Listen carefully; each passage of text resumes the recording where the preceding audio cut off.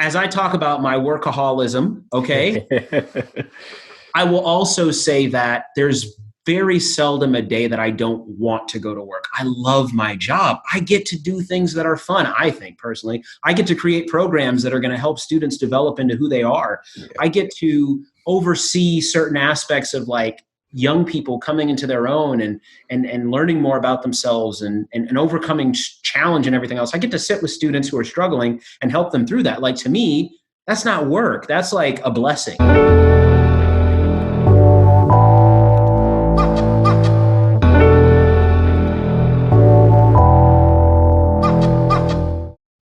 Hey, what's going on, everybody? Thanks for joining us for another episode of the Black Student Success Podcast, where we bring you insight and guidance from successful Black professionals to help you with your goals and everything that you want to achieve. So this is brought to you by InQuire Hire. My name is InQuire, and as always, we appreciate the support.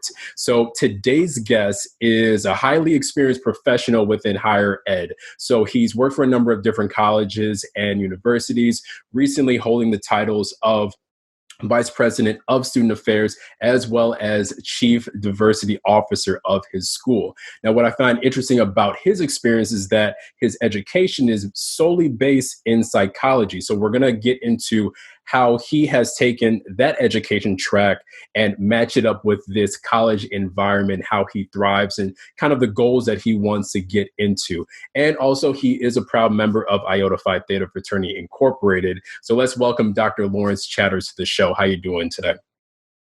I am doing great. Thank you so much for this opportunity. It's great to share a screen with you in an interview today. Absolutely. I appreciate that. So we're going to start the show as we always do by asking, who is Dr. Chatters?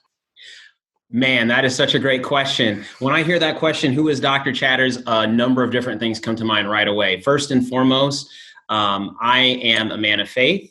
I am a man of family. I'm a father. I am a husband. I am an educator. I am a rapper. I am a DJ. I am a psychologist. There are so many things that I am. All of those identities intersect in a unique way. I'm a Black man. I am an advocate. I am a servant leader. I mean, that's who Dr. Chatters is in a nutshell. Perfect. I'm glad that you pointed out the different identities, things that you probably wouldn't even hear together, and still that you're able to manifest who you are throughout these different pieces of you. So I appreciate that. So I first want to get into let's go all the way back to when you first started thinking about college and your education. Why psychology for you? So that is an awesome question. I really, as I got a chance to look over the questions you sent to me, I kind of went on a bit of a journey and I thought about my path and what actually, really inspired me to go into psychology. And what I'm happy to say is that I had some awesome representation in my parents. Okay. Ever since I was young, my mom would always tell all of our siblings to get your PhD, even if it's in dog catching, at least you have a doctorate, right? And I mean, as funny as that is, I internalized that from a very young age. I internalized this idea of getting to the highest level of academics and accomplishing something and making sure that perhaps even if there were other things I wanted to do in my life that had nothing to do with education, that I would always have something to fall back on. Because another thing my mom used to always say was, when you get an education, no one can take it away from you. And I thought that was so incredibly important. My father actually had an undergraduate degree in psychology, and he didn't go to college until we were actually growing up. So I can remember vividly him studying his books on the couch in our living room and learning psychological concepts and then talking to us kids about those concepts and being so inspired by what was possible through understanding human behavior. And then he would actually internalize those concepts and use them in his daily activities as a leader in the Air Force. And I was just really impressed by that. I think all of us were. When he would talk to us about certain concepts like positive reinforcement and different things like that, we were just really interested. And so with my mom talking about getting a PhD and my dad actually having his path go through getting a psychology degree, that really inspired me to want to go into that work. That's one component of it. But another component is that, growing up, I was actually the middle brother between my older sister and my younger sister. And they didn't really get along the greatest in the world when they were growing up. was kind of like a peacemaker. And so as I was always in between that process and understanding how they had different personalities and how, we were all family, so we needed to be able to get along and having to solve some of those conflicts, I think I saw myself as a person who really was a helper and who could help people, get over certain challenges that they were facing. And I really internalized that too. I wanted to be a helper. I wanted to be someone who could lead people to better outcomes. And so as I started to go through high school and look at different options as colleges and different things like that started becoming a possibility, continuing to be a helper, continuing to learn more about human behavior, wanting to continue to pursue higher education, in a way, that's what led me to psychology. All right, perfect. So it sounds like it was multifaceted in a sense, but has all been founded under family, where you have your mom's words of wisdom, and then seeing your dad study and then talk to you about what he's studying about, and then having to be that peacemaker between your sisters, and you kind of put all these things together. So that's actually very interesting. And once you've gotten into college, you figured out that you want to study this, with all that backing of family that you've had. What was it like being a psychology major, as you're kind of going through campus and exploring the field a little bit more? So that's an awesome question, because I think that one of the things that may possibly deter people from going into psychology is just thinking how difficult it might be. And honestly, for me, it was really helpful, because as I was learning more about myself and going through my own personal identity development, it taught me things about myself and my own personal journey that were very helpful. The other thing I'll say is that what was strange about my journey is that I was the only male psychology major in my class. And of course, I was the only African-American male psychology major in my class. And so there wasn't much representation there either. I didn't have any instructors of color. And so when I talk about what my experience is like, I'll talk about the fact that there was a lack of representation. But at the same time, as I was learning about my own personal journey and recognizing some of the nuances of just developing as a Black male, that was helpful that I was in psychology, because I was being more introspective about the journey, And so I was recognizing what kind of impact not having representation had on me. I was thinking that, well, if there aren't people that look like me here, I can't give up, because I need more people that look like me here to inspire that next generation of people that look like me to want to become psychologists, right? Mm-hmm. I was also, during that process, just, I didn't really have too many people that I could, reach out to at my school from that cultural perspective that were there to say, hey, keep going. Don't worry about not having other people that look like you here. You're going to be that person. But I definitely felt that pressure. Mm-hmm. I certainly had that support that continued to come from home that was, pushing me through school and everything else. And not to skip to another question, but one thing I do have to make sure you understand about that process for me as a psychology major at the time is that the general thought process was, you have to go on and get an advanced degree if you get a psychology undergrad, right? And I think we've all heard that before. Anybody that goes to psychology recognizes that graduating with a bachelor's of psychology, by all intents and purposes, appears to be useless if you don't go on and get a graduate degree. What does that mean for me? That meant for me that I knew I had to perform at a certain level academically and get additional experiences in order to go to graduate school. So I wasn't just going to my undergrad thinking I need to just barely make it to the finish line and then have a degree and I'm good to go. My GPA, my extracurricular activities, and all the other things that were a part of my college experience had to be at a level that I would be, acceptable to a graduate program. So I think that's important to talk about as well. So therefore, I knew I had to study hard. I knew that, if I were perhaps falling behind or missing out on certain concepts, that eventually I would have to, atone for missing out on those things, because it was going to be a part of my taking the GRE and having to go to that next level. You see? So that's really what defined my undergrad experience, was a bit of pressure from a cultural perspective, a bit of pressure from the professional side of things, knowing I had to do well to continue going, all at the same time being a young Black man trying to grow up and do what I wanted to do, have fun and everything else, and learn about myself. So it was quite a complicated journey, but I was fortunate enough to make it through that. Nice. And it was one of those things where even though you didn't have that representation, you still found some way to kind of stay motivated. And I know a lot has, progressed in terms of representation in different fields, but, there might be students who are still going to, an institution where there's not that many, students who look like them. What advice would you still give to them if they're still kind of running into those issues where they're trying to find a group of people to kind of support, outside of their immediate family? Yeah, that's a really awesome question, because I think that pretty much the majority of young students of color who will be pursuing potentially a degree in psychology would still be in a primarily white and, in many regards, still a primarily female dominated area. Okay. And so my recommendation for them would be to be sure that they may reach out to find other affinity groups on campus that might be very supportive of them. Those were really supportive of me when I went to the school that I was at, even though it was predominantly white.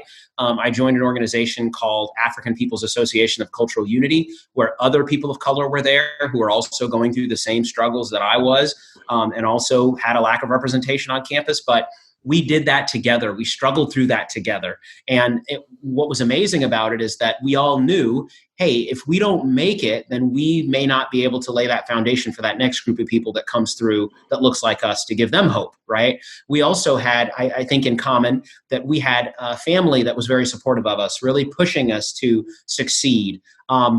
We all had goals and objectives. I mean, I don't think really the majority of the people in those groups didn't know kind of what they wanted to do when they were done with school, whether that be get a specific job or go on to graduate school. That was one of the things that really pulled us through. I think having a goal, knowing what your objective is, and seeing that light at the end of the tunnel and being able to recognize how your present behaviors are leading to future success is really important, because I think that really tempered what we did. So essentially we tried to stay away from getting in trouble, right? Like I knew personally, that if I were to be at a party and get a MIP while I was in my undergrad, that may have a negative impact on me being able to get a psychology license when I graduated from school, right? So that decision to go to those parties or to participate in certain things that other people were participating in, I already knew where I was trying to go and what I was trying to accomplish. And so I could utilize that to kind of, provide me with not only hope, but also regulate my behavior at the time, and and that also, again, that made me think, well, if I just totally bomb this test, that could have a significant impact on my GPA, which could keep me from getting into a good graduate school. Yeah. Like sometimes I think our students just you can't see the future. So the present just doesn't seem nearly as stable. Right. And that's what I see with a lot of my students nowadays, is that they make decisions, unfortunately, that don't take into consideration the long-term impacts of their behaviors that are, that they're doing. And so my recommendation would be to find an affinity group. It doesn't necessarily have to be focused on the cultural, dimension. It could be something else, right? If you love the arts, maybe join a organization that has to do with the arts, where there's other people who share that with you. Join other organizations that might just be people who might be in your major, right? Try to get into that honor society that specifically is for your major. For me, it was psychi, and so there were other people that were at a high level in psychology in that organization. That's what we had in common. We would study together. We would, basically try to do things that would help us make progress in our overall goal and objective. And so that's what I would recommend to those students. Absolutely. And it's amazing how big of a difference even a small support group or interest group can do, especially if you share the same academic goals and everything, and you can have those opportunities to study together. How much that does make a difference, especially when you are or feel like a minority wherever you go. I know for me specifically, I had a really diverse high school, and then going to, a predominantly white institution, that was a big culture shock for me because I wasn't aware of what type of impact that would have. So, for me, I did find that support in some of those different interest groups and things, eventually joining the fraternity and things like that. So it does make a huge difference. And even with how small your population looks within a certain field, you can still find those two other people, who might be, the only other two Black people in the school that are psychology majors, but you three are kind of pushing yourselves and making it to that end goal. So it sounds like that's what happened for you. Absolutely. And that was really powerful for me to find those people. And again, in my personal class of psychology majors, there were no other people, but there were some who had came in after me. And so the folks that came in after me, I really felt like I was the example for them. And honestly, like, I think that really gives us some significant motivation as people of color who are, really trying to be representative in spaces where there's not many of us. Is there's a certain responsibility and an obligation there that we carry with us. Sometimes it can cause undue stress and pressure, but at the same time, it's a great motivator too. It's hey, I'm an example for that other student that just came in who sees that I'm here. I have to graduate, so they believe that they can graduate. And so that was really something else that compelled me in my journey as well. Perfect. So you talked about the transition into grad school and kind of that forward thinking of, okay, I need to make sure that because this is a stepping stone for me to get into grad school, I need to have my ducks in order while I'm in undergrad. Now, your transition, you went straight into grad school is what it seems like, or had a very small break in between. Now, if you could redo that, would you still do that where you're going straight from undergrad to grad, or would you give yourself a little bit of a break? And, in the context of being the psychology graduate. So, that's a really great question. As I think back on it, I do believe that I would do the same thing. I would go right into a master's program. And the reason, and I'll just make a few recommendations for here for people who might be thinking about it. One of the reasoning behind going directly into graduate school is just that you continue to be academically fresh. I think that, just college is such a strange time when it comes to what you do, if you think about it. There's never really another time in your life where you have, and I was just talking with my wife about this the other day, and what other job do you have that you have to write like a 25-page research paper, or, you have to have multiple finals that you take that are all going to fall within a week of each other, right? When you really get pushed to the limit academically across the board, specifically at one time, right? There's just no other time like college that we have in our life. And so when I say that, I mean that if you're already in that mindset and you've been excelling at it, I do think that stepping into that graduate course and continuing that momentum is really important.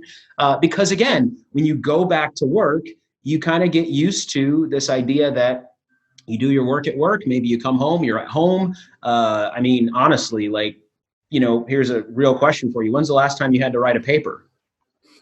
Grad school. Right? Exactly, right? So what I'm saying is that when you get into the real world, sometimes you can get really comfortable. And I think that sometimes that can actually discourage you from going back to get your graduate degree. And what I would also say is that, and I'm not going to make a judgment here, but I know graduate schools do like to get students that are coming directly from undergrad because, again, they're in that mindset already. And the other thing that I think sometimes we do is we get a job and then we actually, and this is kind of on a different dimension, but we actually catch up our finances to our job so that it doesn't give us any leeway to step out of work and go back to school, if that makes sense. And by the way, going back to graduate school, traditionally, you are going to be taking a significant pay cut because to go to graduate school, you're not going to be making as much money as you would be making working out in the world, So there's a lot of reasons that I went directly into grad school. Honestly, one of the things was just wanting to keep going and get it done. But the other part of it was just kind of, I was doing really well academically. I graduated with academic honors. So I felt, hey, I'm capable of doing this. I'm young. Let me just keep going so I can, continue my journey and finish it. Yeah, it's a great point that you made when it comes to the continuation of that, because I know that some students can feel like they're really burnt out in that senior year and all they want is to just not have to do another 25-page paper. Yes. But, I think you made those good points of having, still having that momentum and still being able to push through into graduate study, which I would say, at least in my opinion, is not too far off in terms of rigor when it comes to the undergrad. I think it's just really more focused and you're diving deeper into whatever that subject is.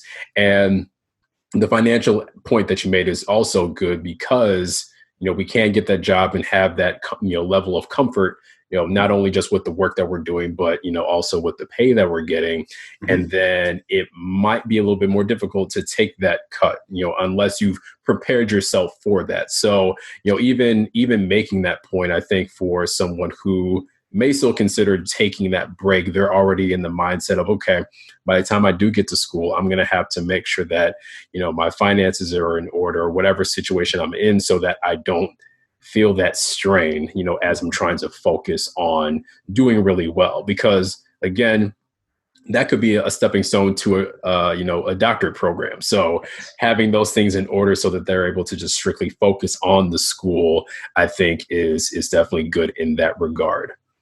Yep. Absolutely. Yeah. Absolutely. And, the only other point I'll make there is that, it can be difficult to come to terms with, leaving your normal job and going back to school. And I've seen a lot of people struggle with that. And in psychology, in a master's program specifically, and this is where it narrows in a little bit more, it's difficult to do a master's program in psychology and also work full time. Some programs are different. Like if you're going to get an MBA, I think there's a lot of people who can work and get an MBA at the same time. They really work around that.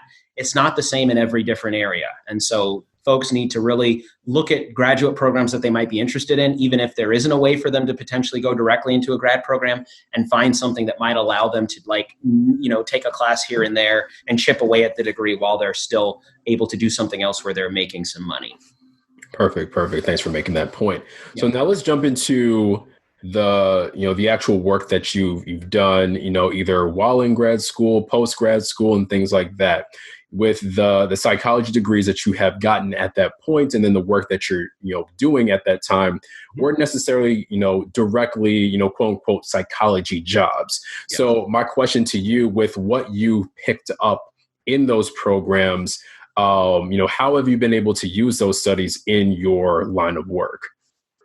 So yeah, that's a really great question.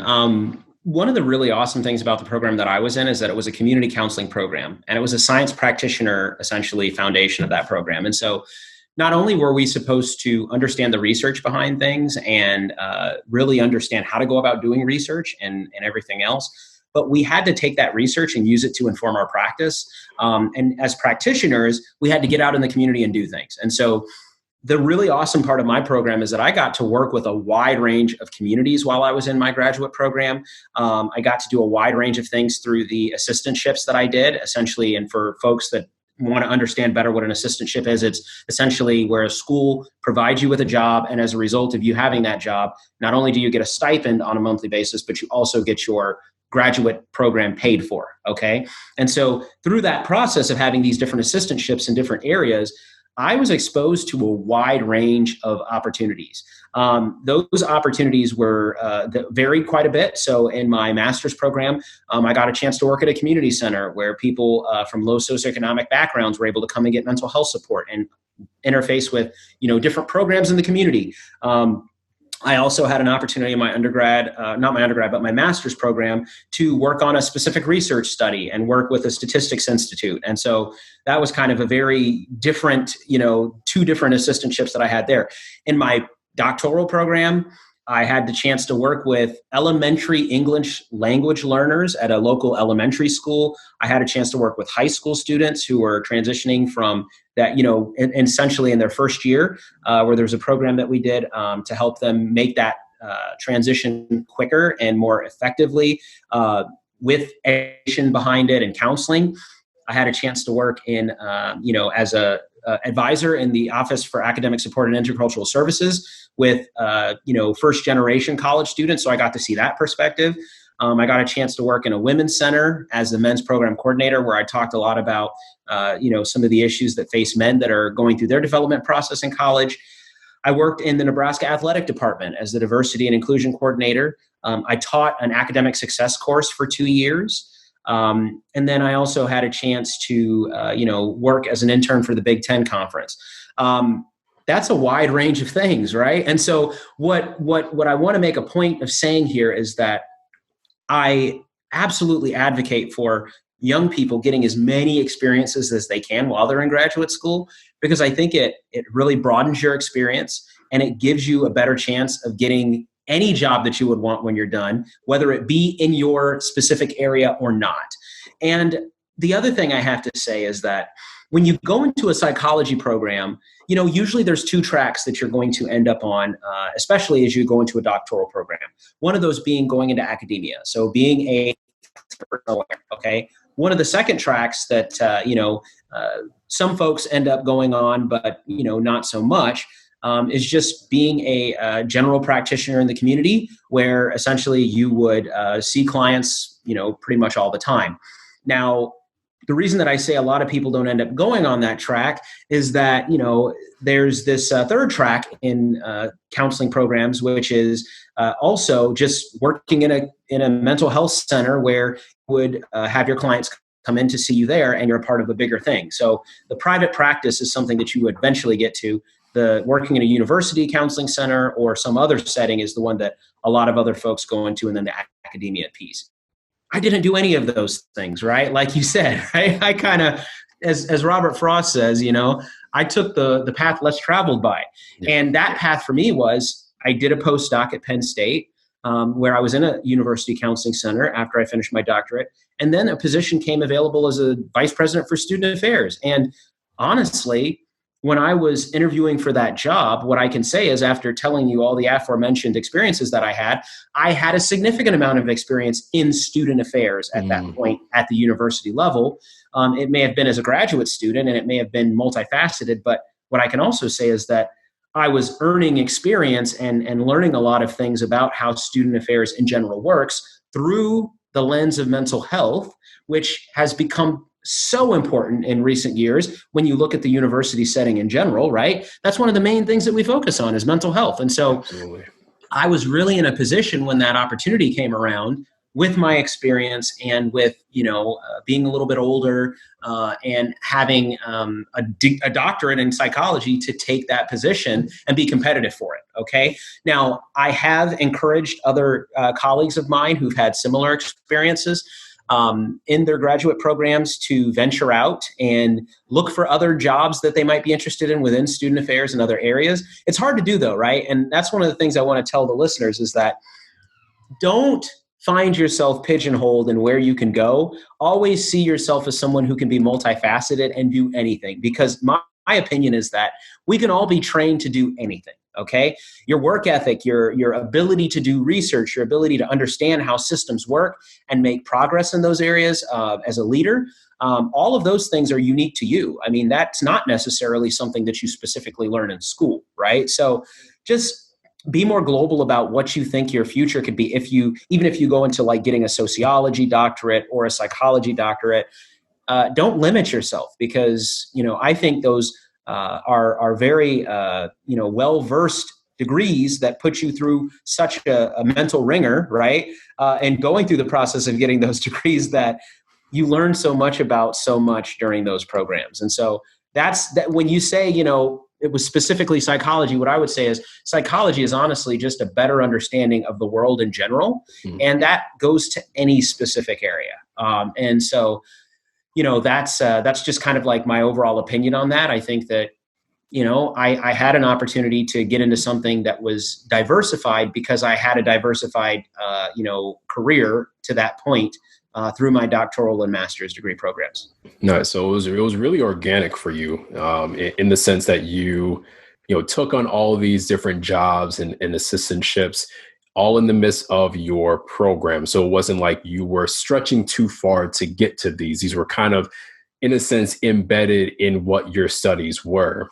Yes. And, you didn't necessarily pick higher education or had that, really strong intention of, okay, that's the field that I'm going to get into. It was kind of like at the end of the day, when that really big opportunity came up, you were like, oh, I've, worked here and I've done this with students and I've, worked in this research aspect, and it all just kind of made sense on top of having that doctorate degree. So, so you really just kind of really immerse yourself in the journey and, what you picked up, and eventually something just kind of fell into place with everything that you've done. Absolutely. And that was a true blessing that, there was a time for me that I looked at opportunities that were within student affairs and recognized that that was very much aligned with a lot of the things that I'd done while I was in my graduate program. And I dreamt of it. I said, well, gosh, if I could be a vice president for student affairs, then I oversee mental health. I oversee student advising. I get a chance to oversee student health and, student development in general and student involvement. I was like, I kind of have experience in all those areas. If somebody trusted me to oversee all of those things, what I can say is that I haven't gone specifically deep in any of those areas, but I've definitely been wider in those areas and understand them to a certain extent. So that's where, that experience really was beneficial, and someone was willing to give me a chance. And so far, I've been very, honestly, by some of the metrics of looking at retention, which I oversee at our university this last year, I specifically work very closely with our on-campus residential students. Our on-campus residential student retention in the last couple of years has gone up by like 8%. That is amazing, right? That's unheard of. It's actually statistically significant, right? And I think it has a lot to do with just how we've gone about changing student affairs to really focus in on student mental health and well-being, putting that at the center of everything we do, being very intentional about conversations we have, the programming we offer. And a lot of that comes from my expertise in, having a doctorate in counseling psychology, So that's another reason that I think that, people within the industry should not limit themselves to only go the academia track or the community counseling track, because we have a lot to offer anywhere we go as counseling psychologists, I believe. And so, yeah. Yeah. And all of that experience is just really evidence of that wide range or that reach that you do have, as opposed to thinking, even though I need to, I have to go get my master's program to, be competitive and get to these, quote unquote, psychology jobs. But with what I've learned about people and how people operate and things like that, I've got a really big range on, the different industries that I can touch. So I'm glad that you're able to really explain that and, show that it did end you up into a really, really good position where you are, directly helping students all at the same time, having this, high end administrative work too. So that's really great to hear. Dr. Chatters, I know that you mentioned the assistantship and what that is and how that helped you. I know that you also had a fellowship kind of in your postdoctoral work. Can you talk about what that is and what the difference is between that and the assistantship? Yeah, absolutely. So, and this is just a little bit more technical, but my postdoctoral fellowship was at Penn State. And that was where essentially after I'd finished my degree, I had an opportunity to work at the University Health Center at Penn State. And I basically worked as a psychologist in training there and provided mental health counseling to college students. I was very fortunate also to work closely with the athletic department while I was at Penn State. And it was a unique experience because they had needed the support in their athletic department, and they were looking for a person who had a doctoral level experience in psychology or counseling psychology, but also had some kind of experience in athletics. And as I talked to you about my journey, I was the diversity and inclusion coordinator in Nebraska athletics before going to Penn State. So that was a unique opportunity that I was able to apply for and get. And again, it was all about diversifying my experience when I was in my my doctoral program that allowed me to take on that opportunity. But the big difference, I would say, and there are fellowships that you can get on the master's level. Traditional fellowship is going to be money that you get without necessarily having to work. And so a fellowship is an opportunity where, basically there's funding that's put aside, whether it be endowed or whatever, that if you get a fellowship, then you get those funds, but you're able to continue doing your own graduate work, doing research and everything else without having to actually work in a specific department. An assistantship is a little different. An assistantship is where you are working in a different department and they are willing to pay for your schooling while also giving you a stipend, but you do have to work for it. A fellowship is different in that you don't have to work. So my postdoctoral fellowship by name wasn't necessarily a place where I didn't have to work, but if you are going to do a fellowship and seek a fellowship, by the way, as a graduate, it's usually going to have some different terms where they will pay for your school and they will also give you a stipend, but you don't actually have to do a specific job. So that's the big difference between a fellowship and an assistantship. During my time in the program, I did start off with a fellowship that I got my first year of my graduate program, which was really awesome. There are some fellowships through like the APA. There's a minority fellowship that you can get that actually pays a really good amount of money and also takes care of your schooling, but you don't have to work. And so I certainly, one of the other things that I'll talk about too here that is just a bit of an aside, I know for us, it's really important to set ourselves on the right path financially. And I would recommend to students that however you can, whichever program might offer you the opportunity to go there without having to incur any more debt, definitely take those opportunities as much as you can. Because, some folks will go on to graduate school, they'll take out a significant amount of loans. And then when they get out of graduate school, they have a bunch of money to pay back plus their undergrad loans and everything else. And it ends up really putting you in a bit of a tight spot.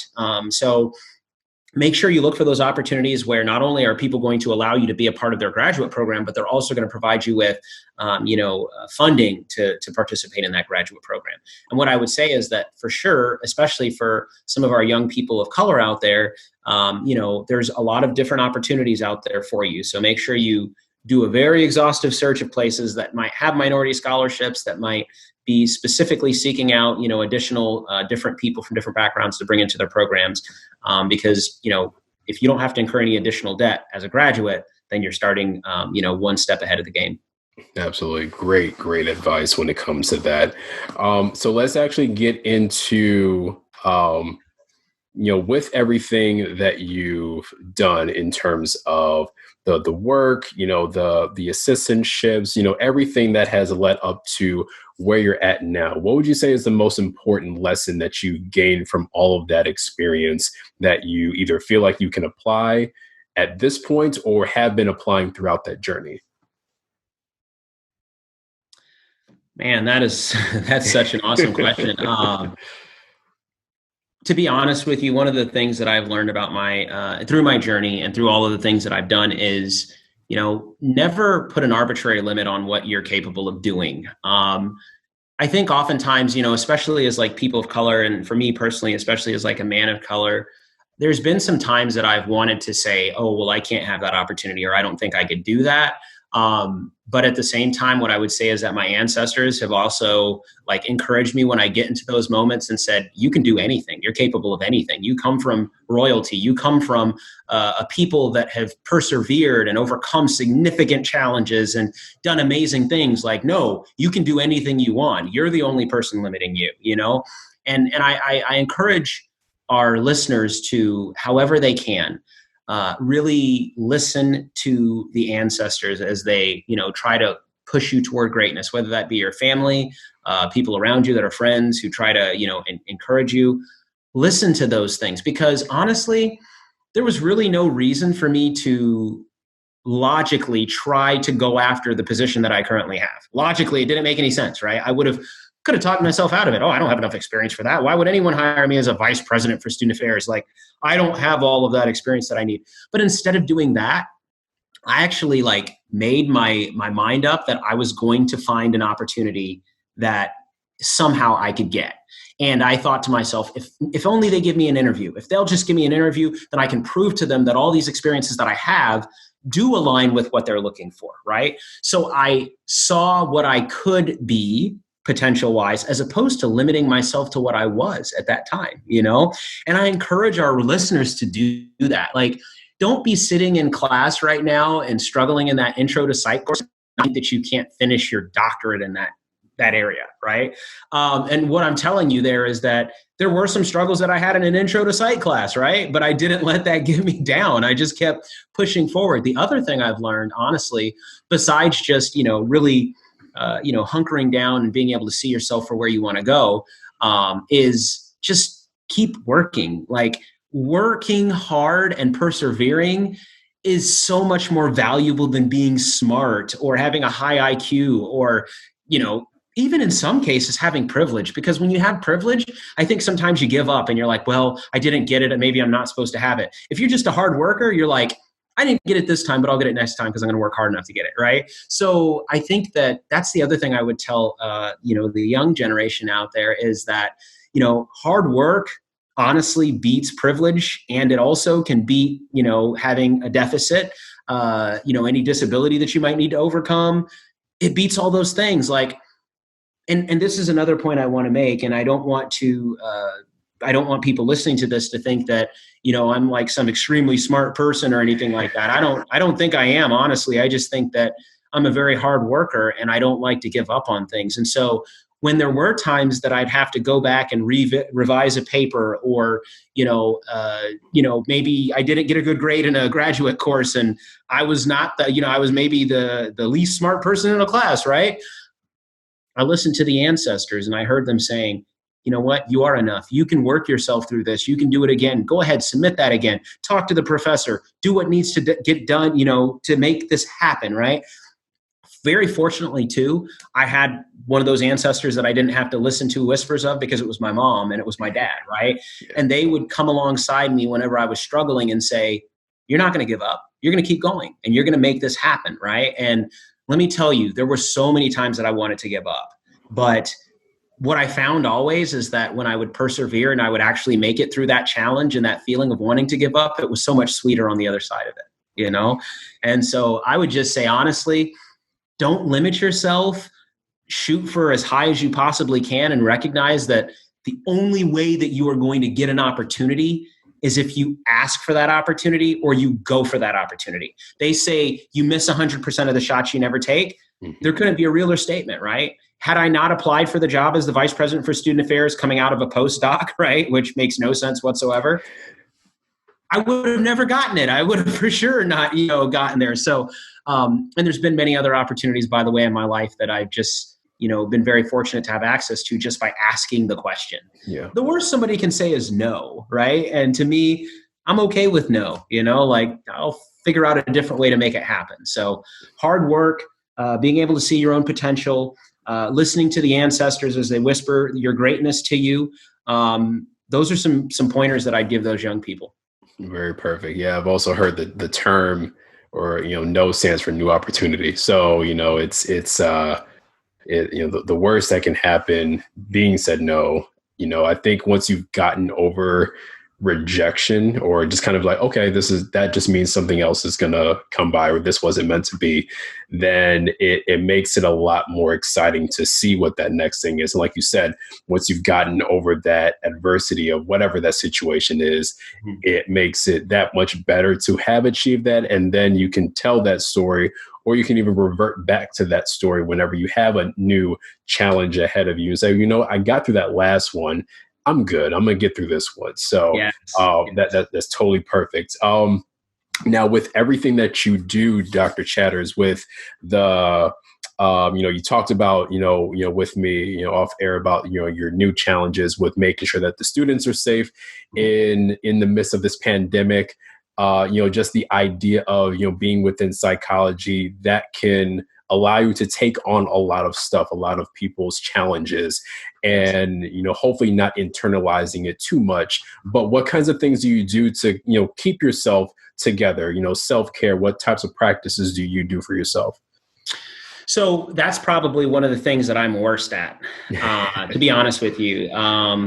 It's something that I need to do a better job of. And I'm just going to be honest with you, I throw myself so hardcore into my work.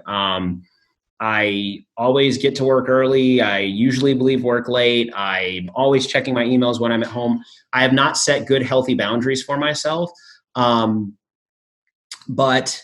I guess I need to do a better job of that. When you're in student affairs, honestly, it kind of follows you around all the time, like in student affairs, like some of the biggest things that can happen, as far as like in the industry are, you never want to lose a student, right? Whether it be to suicide or some kind of accident or violence on campus or anything. You want to keep your students as safe as possible, and that kind of makes it so necessary, I think, to constantly be connected to our devices and things like that. COVID and overseeing the COVID response has made that even worse for me. I'm actually, I think, attached to my phone at this point, thinking that something's going to go wrong. And so I do need to do a better job. what I will say is that I try to at least take some time to do some casual reading on a daily basis. That really provides me with some self-care opportunities. I love to listen to music. I drive 28 minutes to work every day and back. And, there's a dance club in my car. Okay. That's what I like to say to people. So I am a DJ. I love music. I play my music loud in my car, and that is a place for me to relax and just enjoy myself. You know, that and just, when I get time to spending time with my family, which I have specific time that I spend with my family on a weekly basis. We go out to dinner on Fridays, spend time with my girls, just talking with them, spend time with my wife, usually in the evenings, just, sitting down, talking.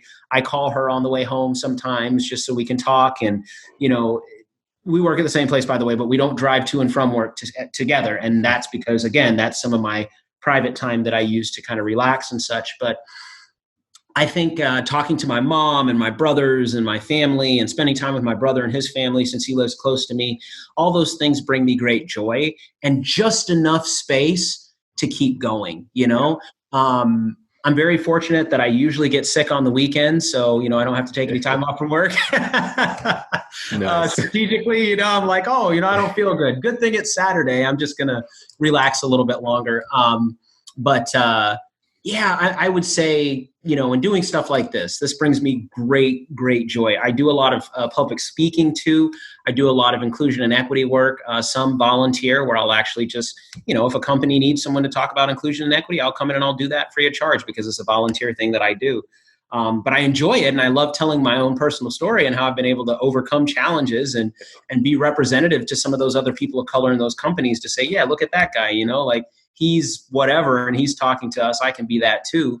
I like to do volunteer work. I'm on a number of boards that I volunteer my time toward. And it just, my whole life in combination, I just really, really love my life. I love the fact that I have, a family.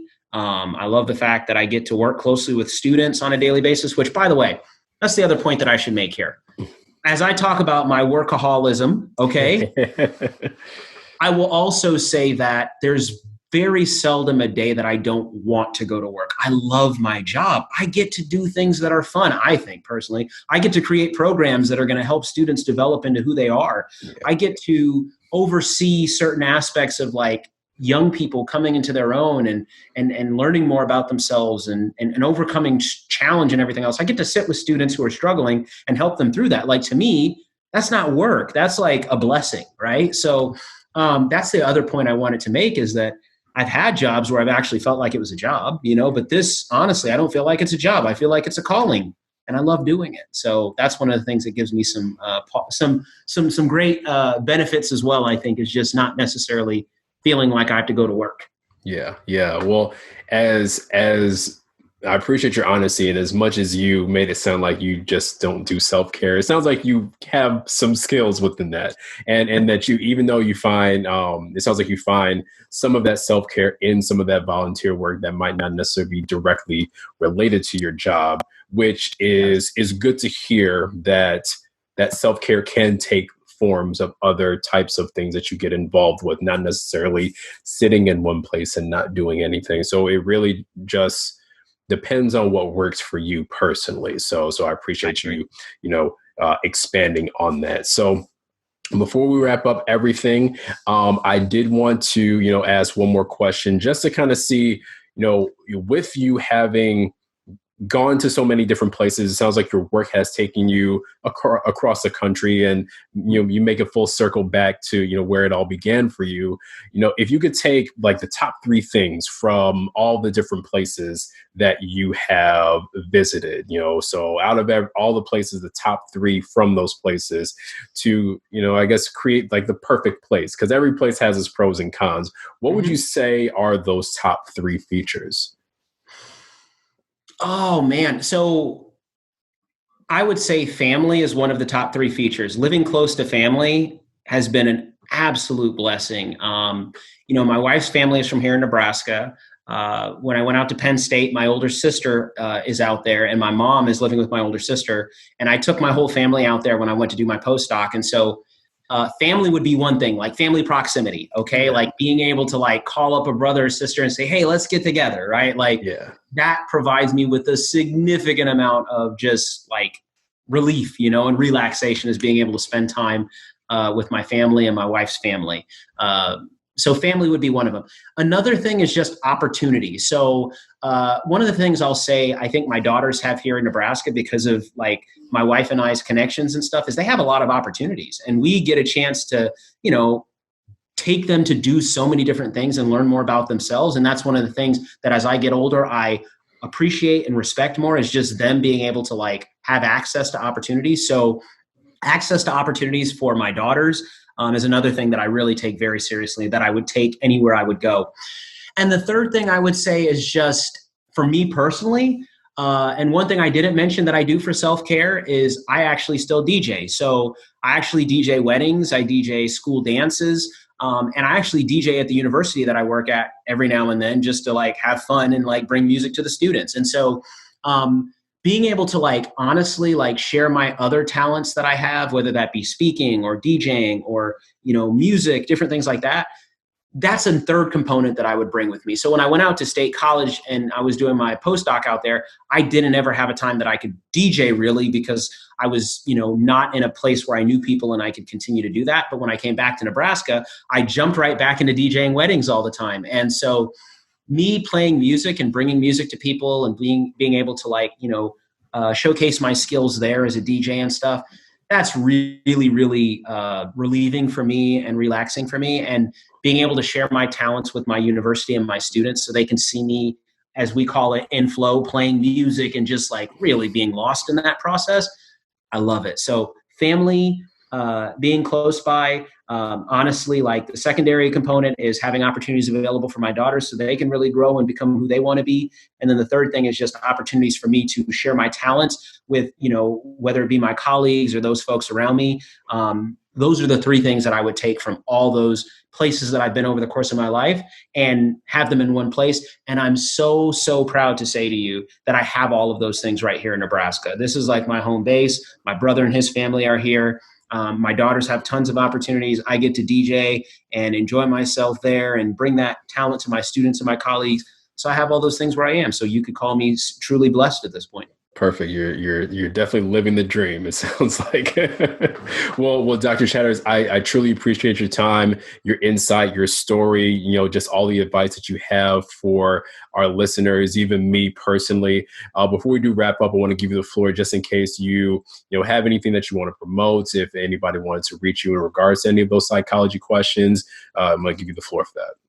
Absolutely. So I do have a page on Facebook, which I know is not necessarily the younger generation's cup of tea. But if there are some older people that are listening that are just looking to follow a motivational page or reach out to me there, it's called Dr. Lawrence Chatters Motivational Speaker. That's a place you could find me. On Twitter, I'm on Twitter. I usually don't tweet very much, but I am on there and my Twitter handle is at LChat1. LCHAT, the number 1. And then honestly, if there's any listeners that have any questions about psychology, they're looking to apply to graduate programs, they're needing any kind of advice or support, you can always email me. My email address is chatters, CHATTERS @midlandu, the letter U.edu, MIDLANDU.edu. They can email me there, and I will answer any of their questions. I'll reach out to them. We could get on a Zoom. We could talk.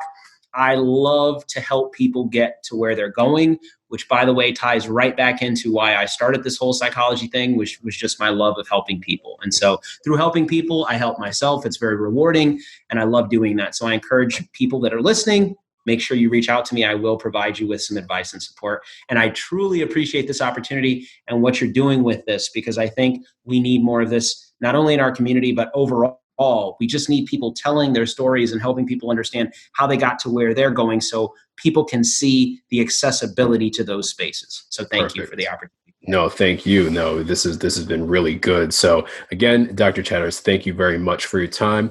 Thank you, listeners, for listening, watching, however you're consuming this podcast.